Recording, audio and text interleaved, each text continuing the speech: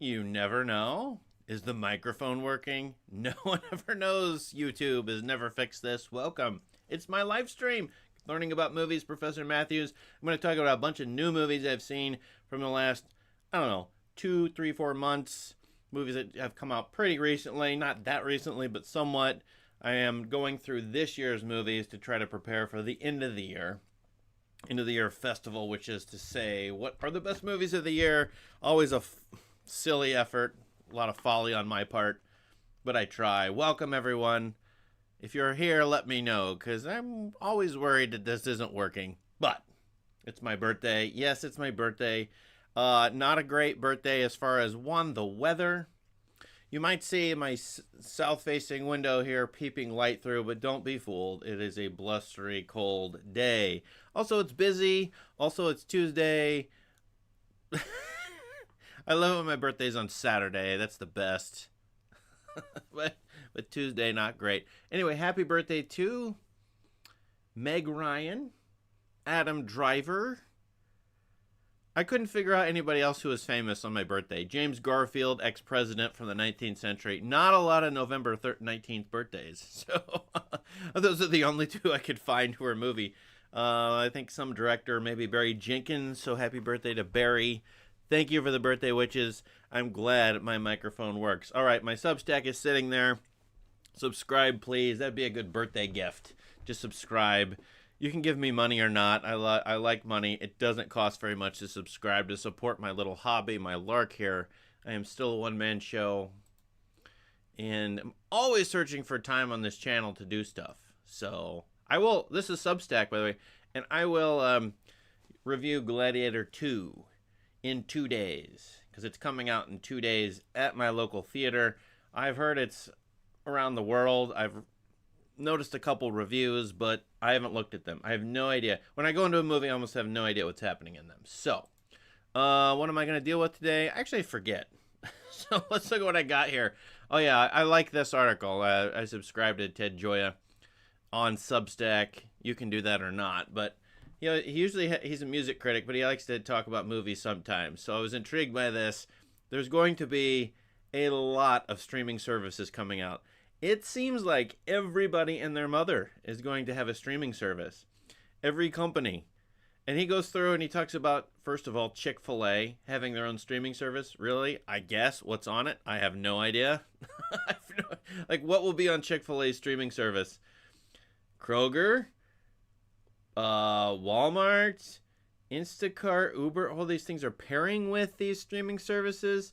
There's going to be 1,000 more. Costco's going to get its own streaming service. I don't know. I mean, I read through this quickly the other day. I found it fascinating. A lot of a lot of churches, Christian or not, are getting their own streaming services. And then I was intrigued by this paragraph here. I didn't know about this. Maybe you do. YouTubers who are getting big money, big bucks, lots of revenue coming into them, whichever way. I know Mr. Beast. Never have seen one Mr. Beast video in my life. And maybe I'll keep that up so I can say it. But I know who he is, and he's doing fast food or something like that. Others are making movies. So whoever Ryan's World is, sorry, I'm behind the times. Don't know that one myself either. I haven't looked it up. Released the first YouTube spin-off movie in history. Now, is that a movie released in theaters that comes out of his or her YouTube channel? That's what I assumed it was. I haven't looked into it. So, why not? And my thing about distribution is, why not just release it on your channel? Or is it more official still to go the theater official streaming service route? Anyway, he's talking about YouTube, and YouTube is the second largest search engine in the world. In 2,000 channels with 10 million subscribers. That's unbelievable. That is, look at the cable news ratings. They're so terrible. I can't even, no old adult knows this. It seems like how enormous these things are. Anyway, streaming services, lots of potential here, but Hollywood is going to run into 2,000 competitors in the future. I have no idea what the future of streaming is, except the prices are going up, up, up, and you can't find anything on them anymore, it seems, which is sad but true. So, for example, Here's my watch list on Letterboxd. It's sorted by newest release first, including Nosferatu, which hasn't been released, to releases back in history. So these are movies I haven't seen and are on my watch list. I've been going through them.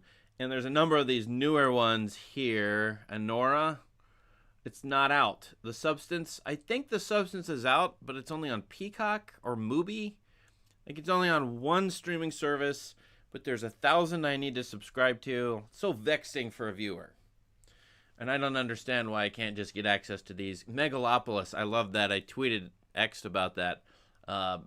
Of course, this movie bombed or didn't do well, so what did they do? They put it out on Amazon and made it $19.99 to rent, which would have been 2 to 3 times more than the movie theater ticket I would have paid for it.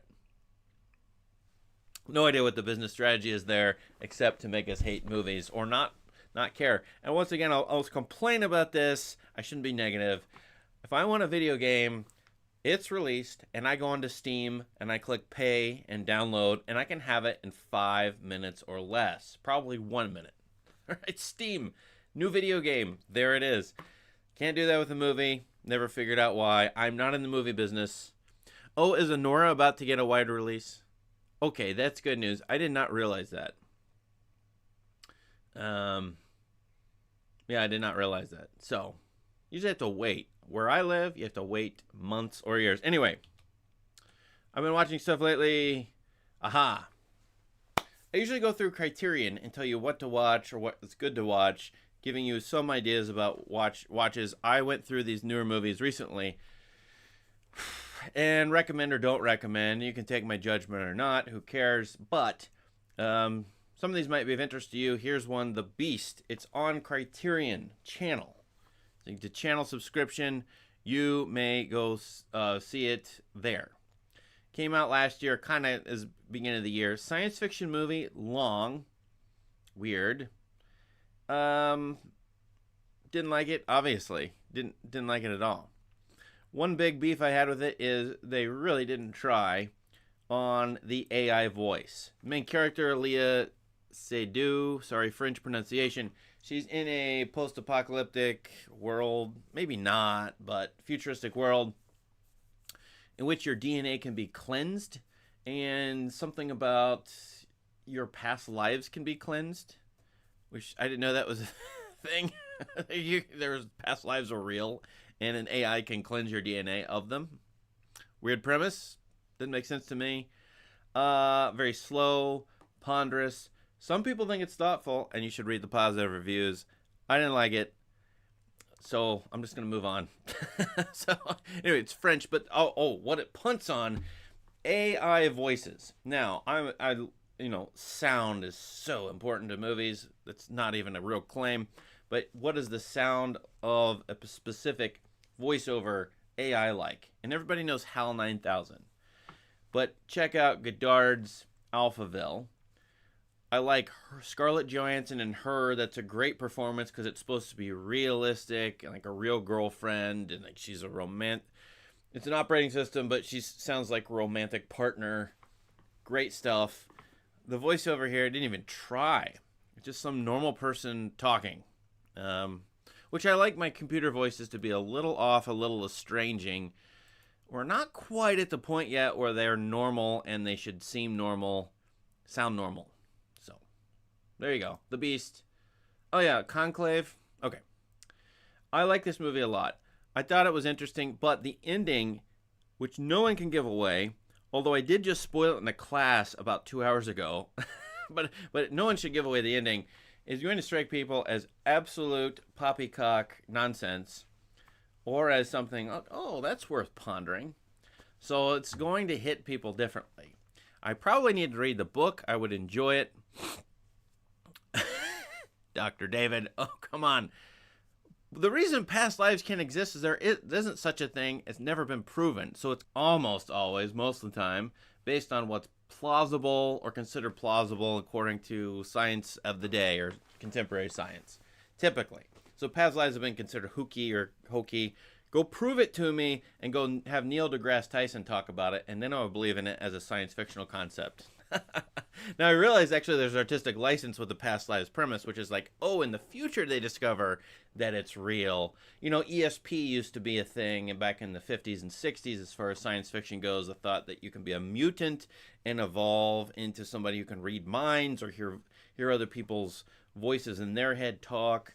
You know, the bro's disagreeing. Yeah, you know, I haven't seen, but that was considered plausible in a weird, trippy sense back then. And then it sort of departed the scene mostly by the early 70s, I want to say, ESP. So I feel that way about past lives.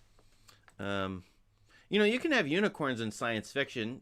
It's just you got to show that they are, you know, created through Dr. Frankenstein, making him in a lab. You can have vampires in science fiction if you can create them DNA-wise. So anyway, Conclave, I thought this was interesting. I don't know anything about the realistic scenario. Like, are all these these guys cardinals are electing a pope? Oh, is the mic cutting out? Well, it's not cutting out on my end. It's not saying that. Maybe I'm getting too close. Testing. There you go. Anyway, Conclave, I liked it. Pretty good movie. Old actors. Try it out. Oh, this is the hard one. Now, I don't know. No, I do know. But it seems like there's a lot of people who like this movie. The existence of past lives is more likely than the end of Conclave.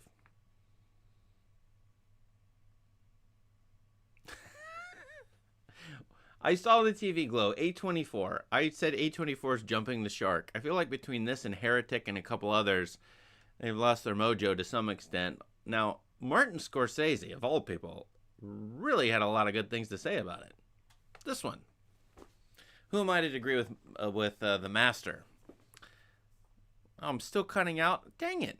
Well, I don't know why. Drop the decibel level. Let's see if that helps. But no, maybe it's... I don't know. We'll see if this works. I saw the TV glow. It's a movie. I don't think it was written very well. The acting is just weird. Long shots that kind of go nowhere. It repeats itself. It seems to be a movie about a simulation. But it's supposedly a trans allegory, which is very hard. If you don't think about it as a trans allegory, I think many people would find that very hard to detect. Of course, that's a politically charged statement, so then if you say it's a trans allegory, it's hard to speak against it.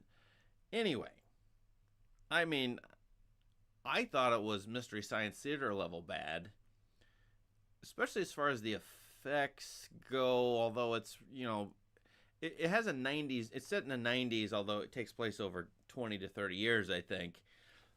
I'm not selling it very well, describing it well. Go read about it, but I got to skip over. I'm going to go to something I can praise, which we can do in the next two movies. I found this movie really interesting. Evil Does Not Exist by Hamaguchi, who did Drive My Car from a year or two ago. A lot of people love that movie. I like this movie better. Maybe it's more my thing. Very, obviously slow paced. I called it an ambient movie.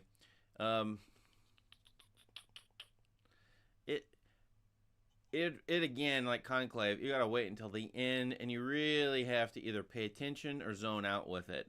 I love the shot making here. I don't know what camera he's using. I need to research it because that camera is the one. Okay, I'll turn the volume up. I turned it down. I'll turn it back up. There you go. Now let's turn it back up. This movie, I need to know the cameras. It looked beautiful on my screen, and I think it's shot digitally, but it looks really good. Set out in nature, middle of the movie, there's sort of a committee meeting. This movie is about glamping, of all things, which I don't recall a movie about that, but a modern forest in Japan with some people who live there. A glamping company is coming along to create a site. Really, there's not much plot here, though. And you would think that would be an environmental movie. And it turns into something else by the end, which I cannot spoil. But go look it up, and I think it's on Criterion. But super slow. Would not recommend this to most people that I know.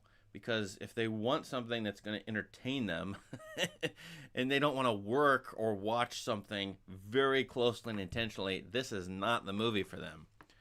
But I really enjoyed this by the end, and I feel like my writing on this is terrible. I couldn't quite figure out how to write about something where it's really hard to write about something where the end is something you can't give away, but it's something absolutely crucial to think about the entire movie by. Conclave was one, this is another one. But if you like Hamaguchi, I think that's how you pronounce it.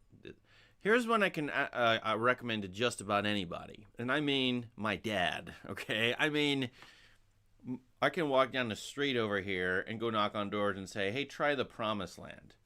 Now, while it's Danish, has subtitles, assuming you're okay with that, I think a lot of people here would be for certain, but I mean even normal moviegoers who just want something entertaining.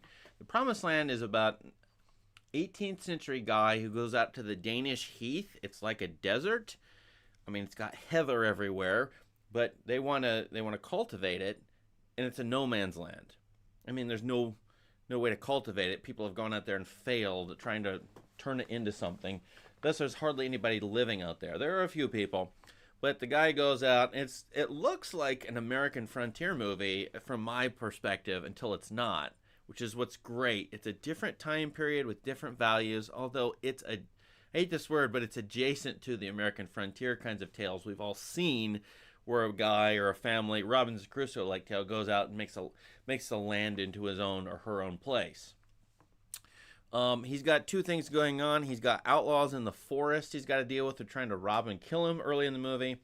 He's got a rich aristocrat nearby who doesn't want anybody to move nearby, because if more settlers show up, his power in the local region will diminish incredibly.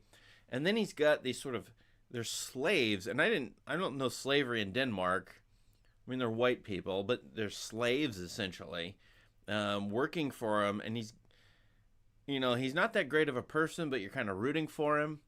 And then the movie doesn't really focus on the environmental or agricultural changes, more on the human relationships, and it moves very quickly through all kinds of cycles of the characters go up and down and have different relationships as they go. And I really appreciated Mads Mikkelsen in this movie.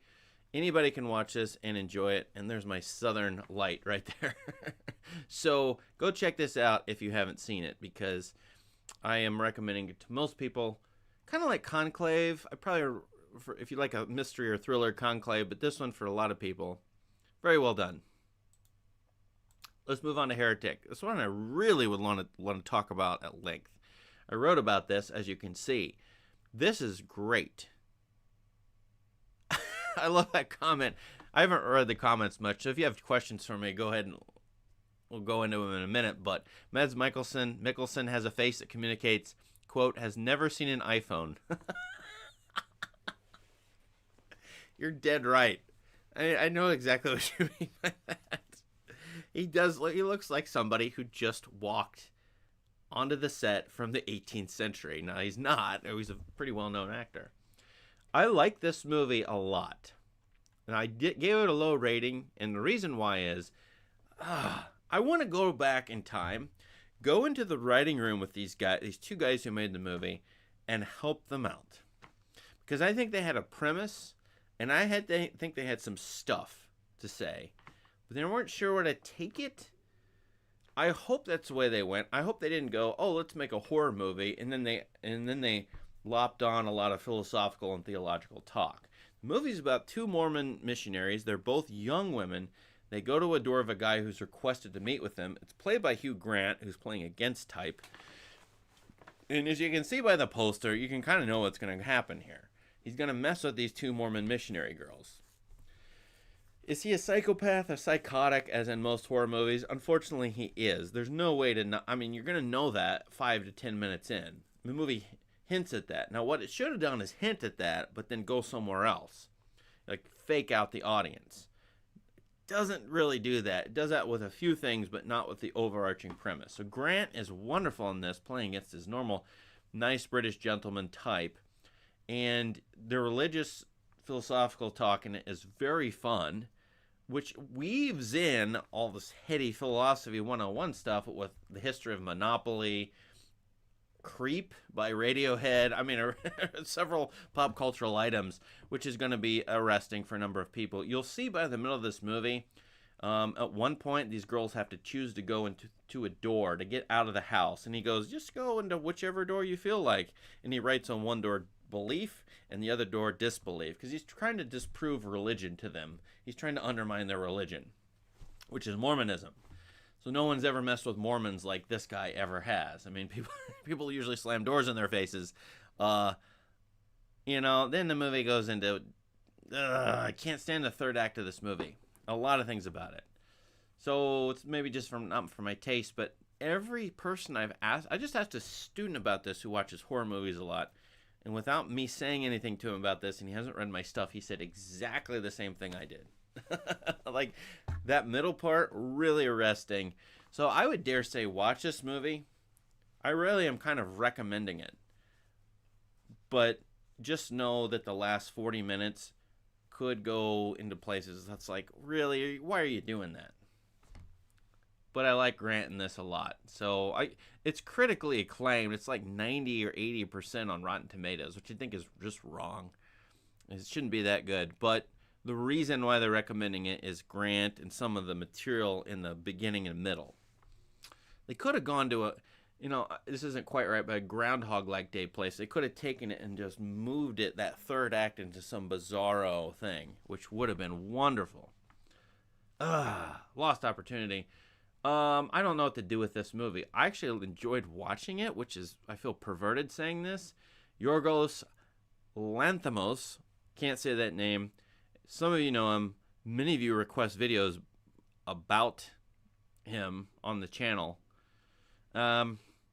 Kinds of Kindness, his latest, which is 2 hours and 40 minutes long. I thought I was going to be for a long slog. I do not like these long movies and the long movie trend. I was pretty keen on this movie as I watched it. I thought, what the heck's going on? Now, it's 3 different stories. They are connected because the same actors are in each story.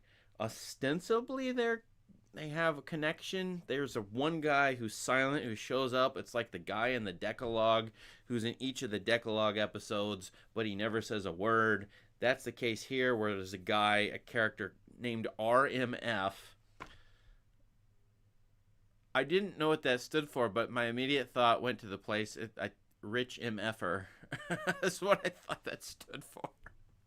I can't remember if there's actually his name is spelled out, but he's in all 3 of the stories. The movie teases you with, how are these 3 stories connected? What are their, how do you move through them? I like that kind of thing.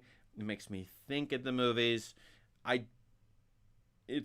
Lanthimos is close to annoying me or being pretentious, but not quite. I think he's a reader, and I think he thinks about myths. I say that in my write-up here. I don't know exactly which myths he's talking about, but I find it kind of interesting. Kind of. Pun. You can see the Kubrick in this. The music, I did not care for the music in this. It's weird piano, weird choir stuff, a la 2001. And then he does some pop song stuff. I've never heard the Scorpions in a movie. Maybe besides some kind of testosterone steroid kind of movie, like a Rambo thing, but here Scorpions and Eurythmics show up, and I'm never, ever sure what to do with his music, in this movie, at least. So, yeah, I don't know what to do with this one. I'm not recommending this, actually, but you'll know you'll like it if you like it. It's a slow burn. All right, so those are like 7 movies from recent times, and I just went through those last week, so I thought I'd go through those. It's kind of an ad hoc improv review on my part. Criterion Channel, what do they got? Hey, they got the Coen Brothers. Nice. Which of these is your favorite? If I only had to watch one of those, I'd probably pick Lebowski, but I like Barton Fink, so I'm not sure which one. Anyway, I don't mean to skip over all this stuff. It's just, I usually do what's leaving the channel quickly. Apocalypse Now is on the channel? Huh, okay. Some of these will come back on. Some of these are on the channel already. Dog Day Afternoon, Maltese Falcon. I wonder if they'll come back. But probably the Schrader and the Coppola won't, because I think they're both part of a collection. So I need to see this one. James Coburn won an Oscar for this? All right, I'm going to have to check it out. I'm watching through the 90s, as some of you know, so I'm in 96, but I got to watch Affliction. Okay. So La Dolce Vita, that'll come back on the channel. And I'm skipping, like Clute will come back on the channel. So since some of these are already in the Criterion collection, I feel like, sorry for the flashing there, I feel like it's not totally essential. What I like to do here, as I said so many times, is watch these if they're leaving the channel because they may never come back. I am really struggling, by the way, with some movies that are not available on streaming anywhere. Almost everything by Edward Yang is not available anywhere, which is a travesty. The guy made movies in the 90s and you can't find his stuff, or it's not even been curated in a high-definition copy. I hope will happen, but only like Yee Yee and A Brighter Summer Day. I don't know what's going on there.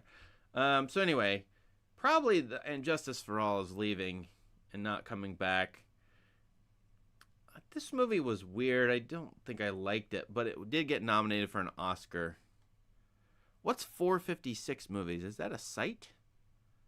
I need to watch Inherit the Wind. Never have seen that. So if you see anything here that you like, let us know. I'm seeing like 15 to 20 different movies. Half of those are pretty famous, so you probably know if you haven't seen them, they'd be great. Like The Last Picture Show. Everybody should watch that who likes movies. But yeah, there's a lot leaving. One I should highlight, I've said this before, I like this movie, One from the Heart, romantic comedy, the movie Coppola made after Apocalypse Now. This isn't an edition. Now I'm confused. It's Reprise. I think he edited that one. I don't know if that's director's cut. That's not theatrical cut. Doesn't matter. Might be, maybe not. But you'll see so many movies you've seen, like Blade Runner 2049 and One from the Heart. I think I've got a video coming out on that movie, One from the Heart. Oh my goodness, the 12 Angry Men's. Anyway, whatever. There you go. Like a million movies leaving here that are great. I haven't seen The Canyons. Manhunter's great, by Michael Mann. Last Detail, great movie. Oh my gosh. If I were you, coming here for the first time, or the second time, or the 10th time, I would just watch those two, The Last Detail and Manhunter. I know I skipped over a bunch you should watch, but yeah, and I need to see Megalopolis. So, there you go. Well, let's see what you got for me. I got about 10 minutes, and I want to go do something else. This is very enjoyable, as always. Your favorite movie of the year will be Return. Return is a Homer's Odyssey movie. Not getting good reviews at the moment. Not a great score there. It's about Odysseus washing up on Ithaca, I guess the second half of Homer's Odyssey. These two are too old for the part. Ralph Fiennes, Juliette Binoche. Did I say that correctly? And it's supposed to be a sparse movie, not very much going on in it. Is it slow? Slow, arty, depressed. It's not a sequel to Troy. No. I mean, okay, right? But no. All right. So that's interesting. Of course I will watch it. I mean, I've read the Odyssey 15,000 times. Jodie Foster and Dick Cavett have birthdays today. Is Dick Cavett dead? Of course he's dead, right? I mean, there's no way he's alive. I wasn't even old enough to see him on it. No. He is alive. That's one of those people you think has been dead forever and is not. Well, God bless him. I hope he's enjoying life right now. I don't mean to rag on him and call him dead. Jeez. He's the kind of guy thing. It strikes me he's so old because he was in a TV show before I was born. Therefore, he must be really freaking old. And I guess he is at 88, but can still live well there. So, yeah, good job, Dick. Still alive. Let's go back. Well, there's a return. Thanks for the birthday wishes. Appreciate it. You're welcome for all the thank yous. Yeah, hitting a theater. So the YouTube movie, you know, at what point will people be releasing movies just straight to YouTube on their own channels? I gotta think it's gonna happen right now. You get all the revenue. The only thing is the cultural cachet, isn't it? Like, oh, movie theater is a higher status place. YouTube is just a place where bozos like me go on and yap. Right?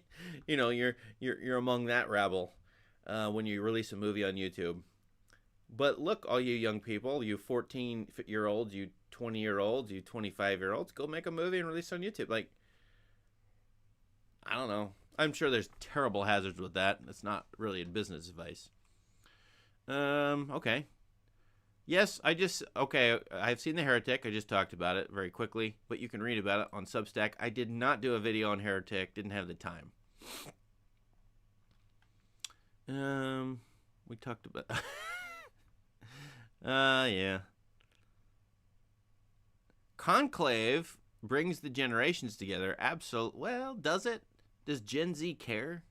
I guess so in the substance of topics, but what it really does, interestingly, is poke at the liberals and the conservatives, whatever that means, and whoever affiliates with anything to do with any of those labels. I did enjoy that about the movie. The movie was not... Some people came to my channel and said Conclave is woke. Like, you missed the way that your side could interpret the movie, buddy, because you got a lot of ammunition. Or I shouldn't use violent language. You have a lot of you have a lot of interpretive possibilities for your side in that movie. Absolutely. So Conclave brings together political, or disses them. And that director Edward Berger, is it Edvard? I don't know. He's German. He did All Quiet on the Western Front. This guy must be great, or pretty good. So we're gonna watch his movies, or at least I really like him. With just those two movies, that's a good start to his, or relative start to his career, releasing movies worldwide. Sorry, Dr. David. I know we're not a bro, but we are a bro on the internet. I've come to realize that most of the time, bro is a term, kind of term of endearment. I can't tell if bruh or bra or whatever these other ones are happy or sad or good or bad, but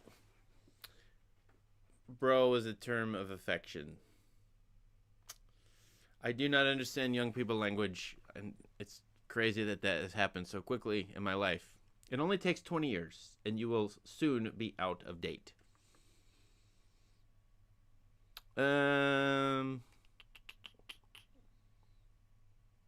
The slow burner is quite... Dr. David, the slow burner is quite the cinematic style at the moment. Slow burns, 180 minutes, 160 minutes. If it's from Hollywood, it's got formulas that are based on algorithms. I'm almost dead certain. I would bet 5 figures on that, probably. In cinephile stuff, it's going to be oddball music. You definitely never use orchestral music if you're doing something cinephile. Whereas if you're doing something popular, you use orchestral music. I think that's right. There's all kinds of other ones. I mean, we should make a whole list. In fact, I should make a satirical book about what cinephiles like and how, all the cliches that there are. I'm sure such a thing exists on the internet, though. Absolutely. I got to be honest with you. When I hit The Promised Land, that movie I just showed you, The Promised Land, like, finally a movie that's different. Now, it's not different from past movies. Like, if you watch anything from 1930 to 1980, you're going to see 5,000 different movies kind of sort of like it. But I don't see a movie like The Promised Land these days. I don't see good romantic comedies, thrillers. They're kind of hard to find. Like, psychological adult thrillers are hard to find. So... when I see The Promised Land, I'm like, yes, finally someone's trying this. And fascinatingly, with The Promised Land, it's a colonial narrative, which obviously is not in style for political reasons and social reasons. Colonial narratives make it, but it's a Danish colonial narrative about Danes in Denmark settling their own land that is unsettleable. So I thought that was real clever. to sort of avoid a lot of the colonialism stuff, even though there's still a little bit of class, actually a lot of class stuff in that movie. I'm always interested in a movie that's doing something old and reviving a style, or reviving tropes like that. So I thought The Promised Land, to give it another recommendation, did well.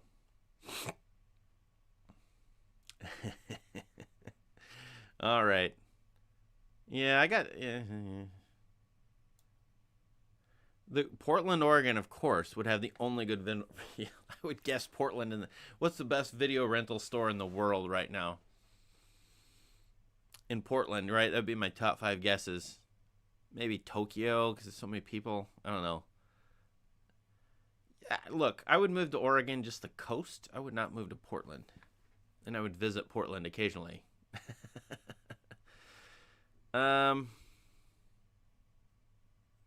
Yeah, Kinds of Kindness. The first act was good. The rest was just okay, right? It's going to have anytime, it's such a risk to do an anthology movie or triptych with 3 movies. Anytime you have 2, 3, 4, 5, 6 different short films brought together, you risk alienating everybody. Everyone's going to, and it's compare contrast festival. Everyone's going to go, I like that first one, but this second one is not as good. So this movie is slowing down and getting worse. It's super duper huge risk on anything anthology, and that's probably why I should, I'm really big on the Decalogue, because like that never slows down. It's almost always good. Thanks Voris for the birthday wishes. Thanks for showing up. See, that's what I meant. Bro is affectionate. It's like when I got on the internet, I thought you were dissing me when you said bro. Like, look at me. I'm old. I have titles. I have children. I don't deserve to be use the slang language of teenagers. Bro? I'm not bro. I'm a sir. Which leads me to when they start translating old books, they're going to start using bro, and they're going to start using it seriously, because the people reading will understand what that means. Many indie films are released on YouTube, but they have to free because there's no marketing. Exactly. But are they full-length features that are like they spent hundreds of thousands on? You release you got an indie movie that's like Hundreds of Beavers, one of my favorite movies of the year. $150,000. You release it on YouTube. Like, I'm saying they need to, but Ballad of Buster Scruggs is one I love too. Yeah, we doctors like to be called doctor, although I'm a fake doctor, or I'm a doctor of the soul. I'm not a medical doctor. I'm a doctor of the soul. That's what I say. What is the Count of Monte Cristo? What are you even talking about? The Hobbit. No kidding. I didn't even know this existed. This is why I come here, to learn more from you. Is this even streaming? No. Well, not in the U.S. Which country? I don't know. I'll check it out. That's fantastic. I don't love the story of the book. A lot of people go gaga for it, but certainly me looking at this and then recommending it if it's pretty good. What country is this? Is this French? Yeah, some people. Okay.